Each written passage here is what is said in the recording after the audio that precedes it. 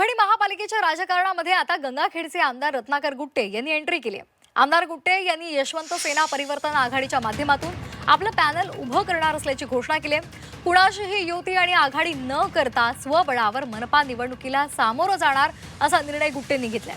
गुट्टे यांनी तुरुंगातून निवडणूक लढवत गंगाखेड विधानसभा जिंकलेली होती आणि त्यामुळे महापालिकेमध्ये त्यांना किती यश मिळतं हे पाहणं महत्त्वाचं आहे। आम्ही आमचा विश्वास जनतेवर आहे आणि जनताच आम्हाला महापौर बसवणार आहे।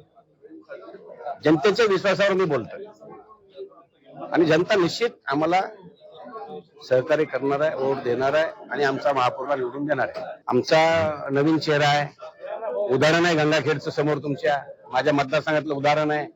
किती विकास झालेला आहे। आज एका शहरामध्ये 1100 कोटी रुपये आणले तर 1100 कोटीची कामं सुरू आहे।